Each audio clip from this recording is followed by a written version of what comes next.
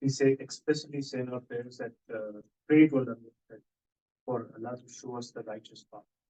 So there is a lot of intrinsic meaning into it, which means we believe that we can co-experience and stuff, and we are accepting that and asking Allah to show us the righteous path.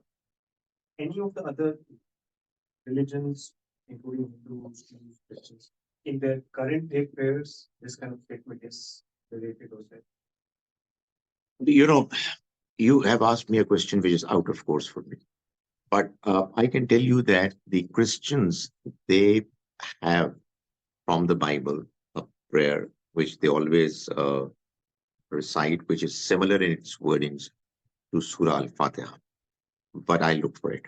I look for it. There's no reason why in the tradition of prayers of the prophets, it would not have been absolutely the same.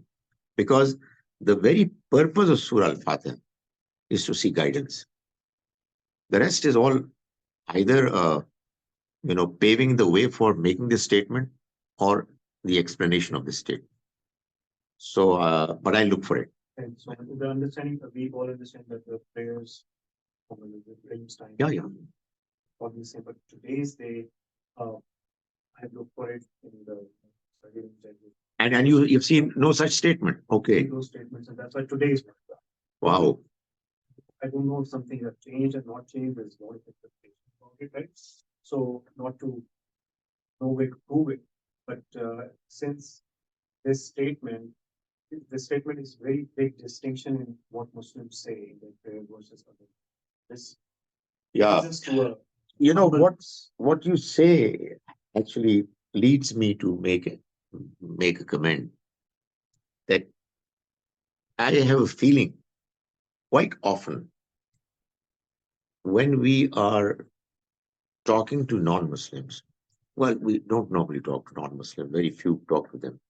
But even when people are talking, I have a feeling that we commit a very serious mistake, which is that we try to prove to them that our message is superior. I think we should just tell them what the spirit is, what is actually the reason why we are accepting it, like this, what you've mentioned. We tell them that, we've got this Surah Al-Fatiha, and here we are seeking guidance. Because there are such impressive features of the teachings of Islam, which if we introduce to people, probably they are going to be attracted towards it. You don't want to leave the religion of your forefathers, your tradition. I've seen Muslims belonging to different sects, different points of view. They don't want to move an inch. There's this bias, this emotional attachment associated with it. And we want others to completely change their background, their understanding.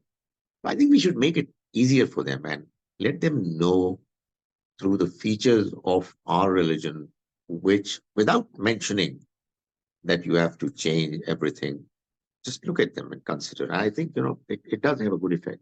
I sometimes when I get the opportunity, I tell even non-Muslims to, for example, do istikhara prayer for the problems that they are facing. It could be a way of them coming close to the Almighty through it. Because I'm absolutely sure that they're going to do it properly, they will get their problem solved, or they'll have the right answers. So that might be a good reason for somebody to come close to the message. So.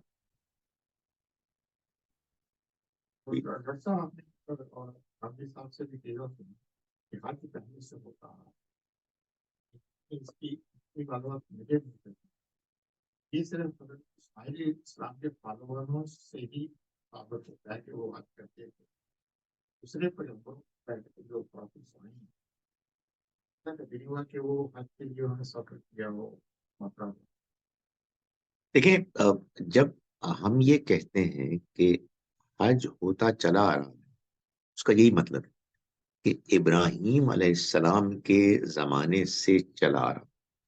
नबी सल्लल्लाहु अलैहि वसल्लम पहले इंसान पैगंबर नहीं थे जिन्होंने हज इंट्रोड्यूस कराया, बल्कि हद ये है کہ یہ بات عام طور پر اتنی ایمفسائز نہیں کی جاتی. نبی صلی اللہ علیہ وسلم نے جب آپ سوچنے سمجھنے ہوش کی عمر میں آئے تب سے لے کے ہجرت تک سارے حج کیا. اس لیے حج تو ہو رہا تھا، ہر سال ہی ہو رہا تھا.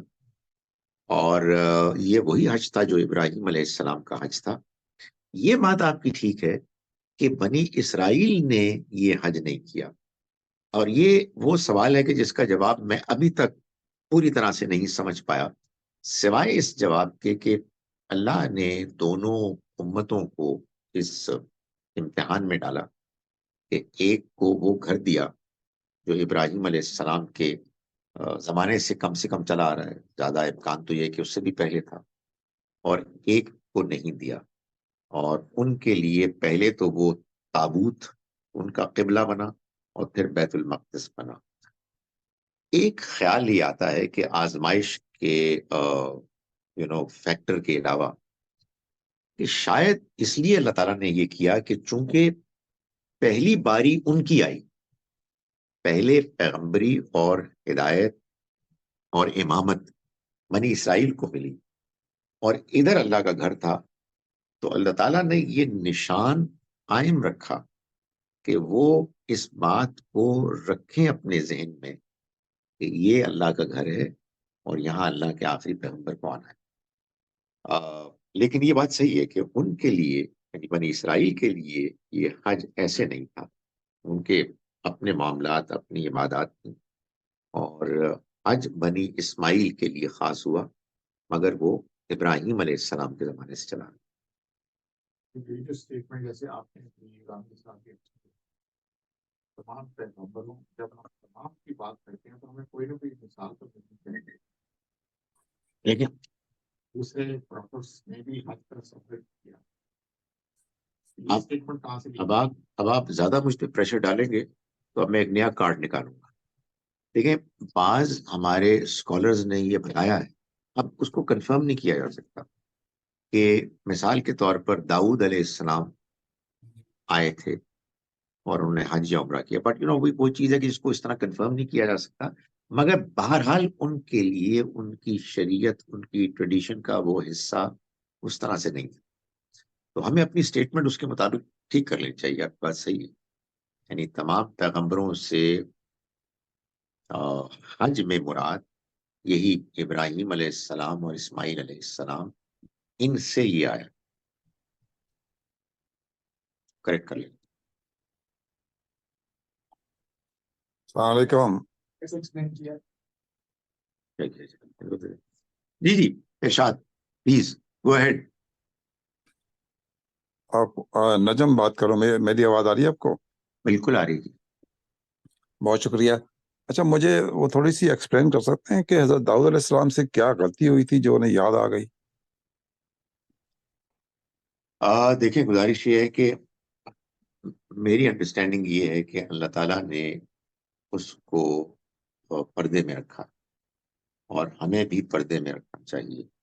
اس میں میرا خیال یہ ہے کہ ہمارے ہاں مفسرین سے بعض سے یہ غلطی ہوئی کہ انہوں نے کچھ ایسی باتیں بیان کرنی شروع کر دی کہ جو بائبل سے ہیں، اور بہت ہی افسوسناک ہے.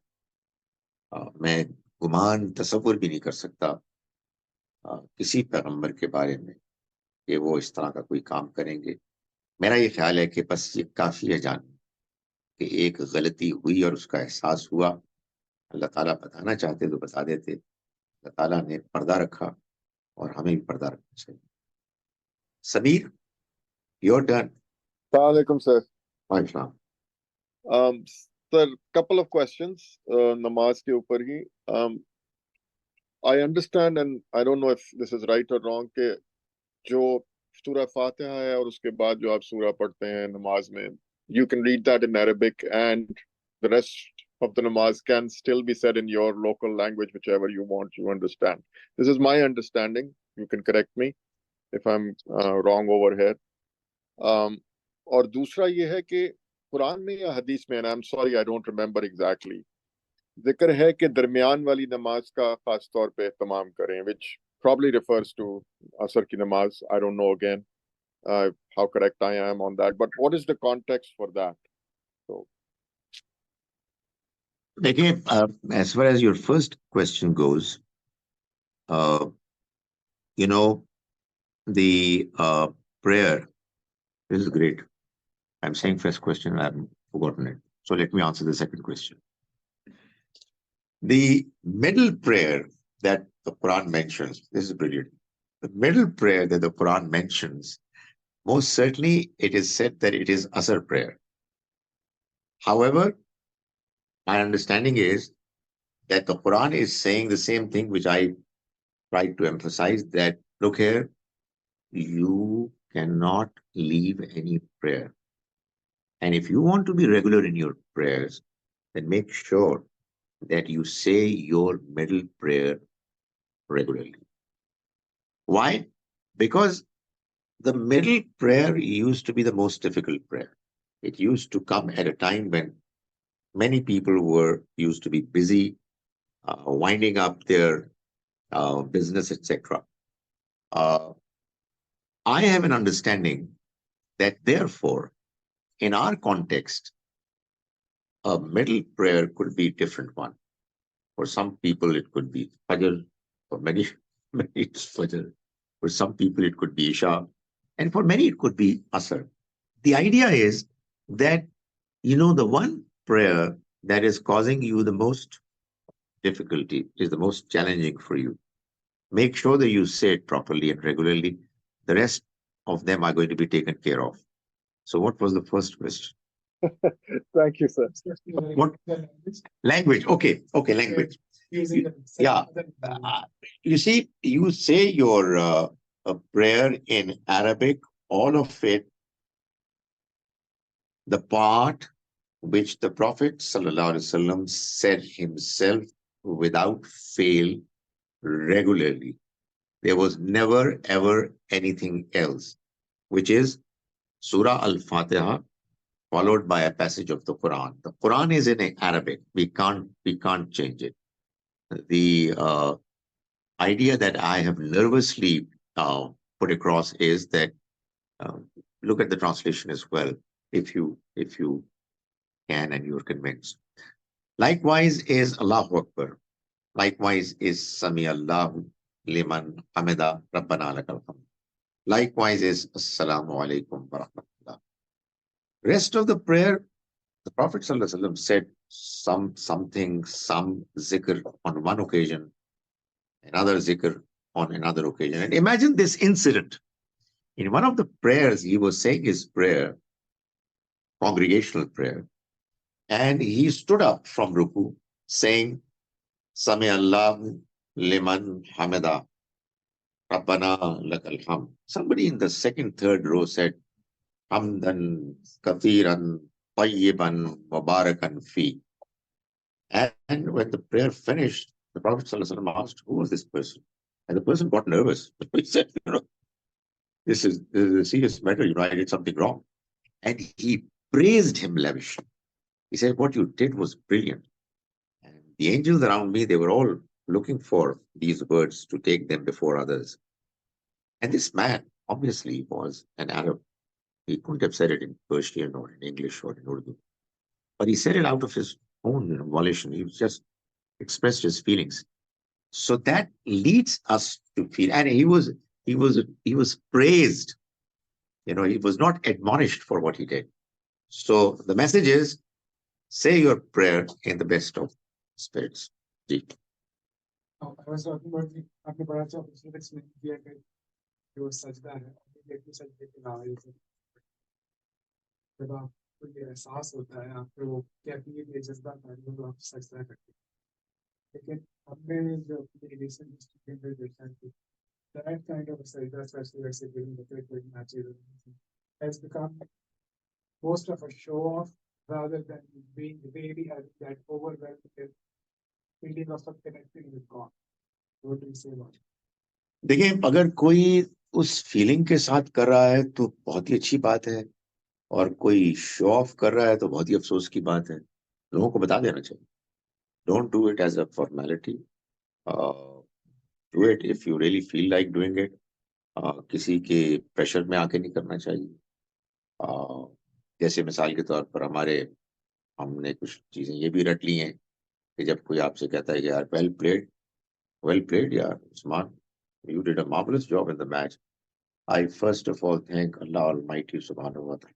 You know, I mean, if you really want to say that, I know nobody will stop you, but it should come from your heart and should not be just a formality. This is what people normally do. For Allah me and Allah me. Yeah. Really for a heart.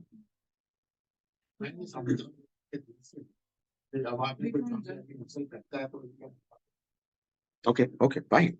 ہم بھی مجھے یاد ہے cricket کا match ہو رہا تھا تو جو انڈیا کا پلیئر تھا یوگراج بہت اچھا بیٹسمین تھا. جب اس کو پہلی یا دوسری بال پہ میں آؤٹ کر دیا تو ایک دم سجدے میں گر گیا وہاں.